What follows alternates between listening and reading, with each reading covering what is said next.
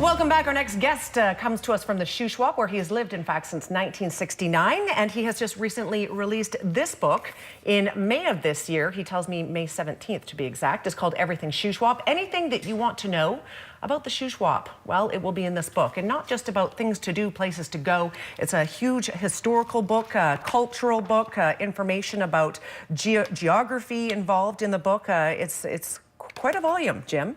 Welcome to the show. Thank you. Yes. You've been in the Shuswap since 1969. That's correct. That's a long haul. Yeah, I came up from Berkeley, California. Yes. You got your degree there? That's right. And now you live at the Shuswap. You've written books before. Would this be fair to say this is the first one that really revolves around the region that you have been living in for the last several decades? That's correct, yes. Yeah.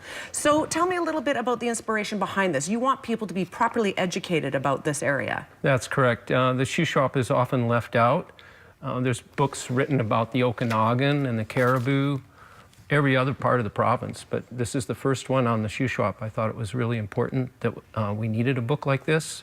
So I spent 12 years researching and writing columns every 2 weeks for the local paper, and that's what fed into the book. Did a lot of people come together to help you with some of the information, or did you do this all yourself?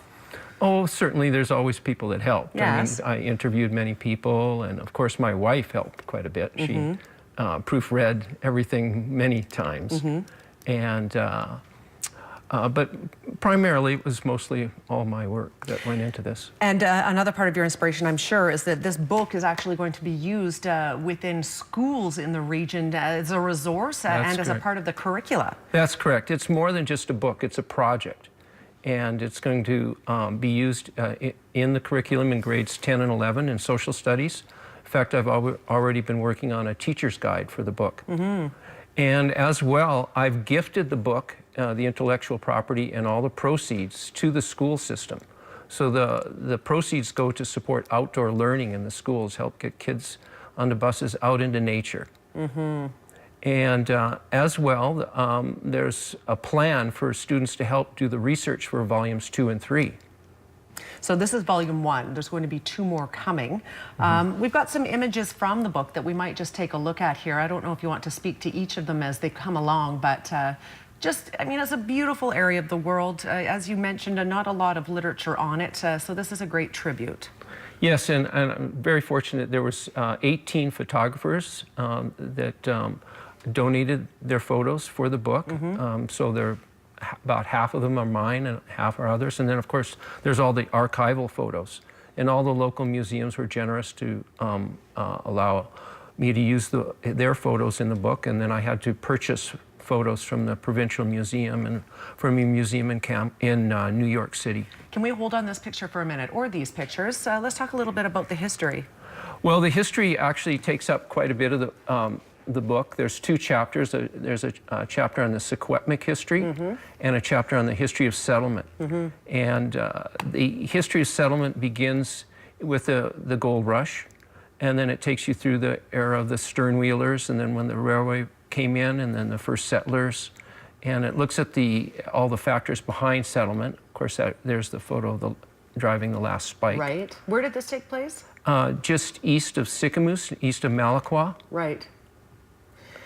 Who donated some of these pictures? I mean, it's amazing. Well, there's a very powerful photo. That's hauling the kids off to residential school. Whoa. That's one of the most powerful photos in the entire book. And who's the lady in the front? A mother, possibly? We don't know. Yeah, most likely. One of Secwepemc historian and researcher told me that they didn't even bother cleaning the mess out of those cattle trucks before they loaded the kids up. Wow. Yeah.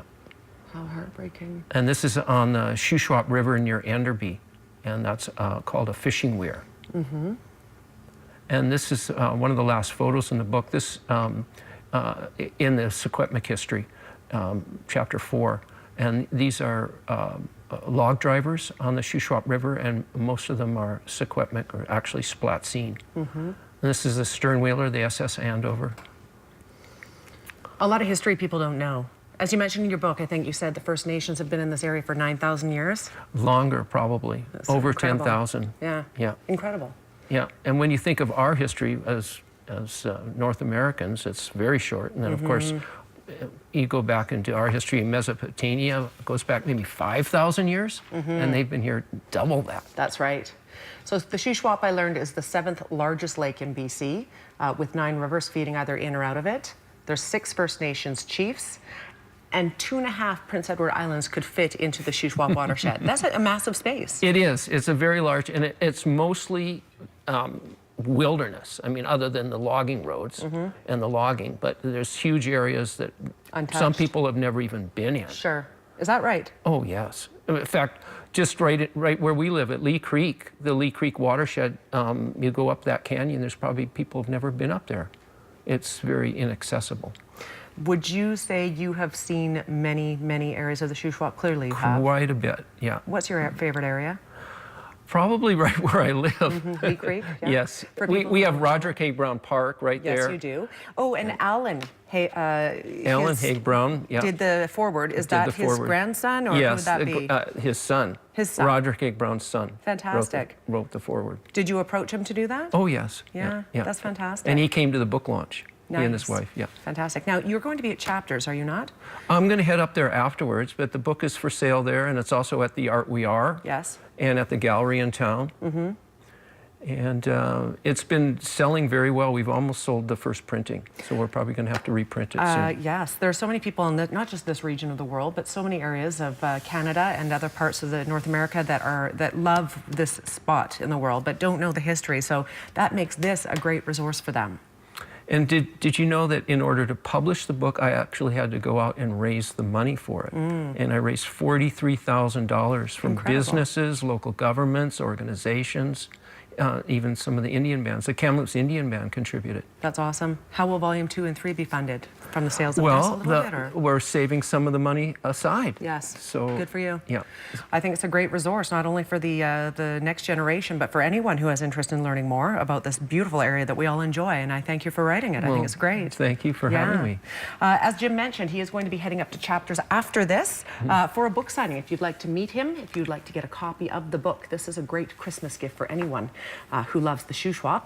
And information as well on the screen, some websites for you to check out. We're back after a quick break. Stay with us.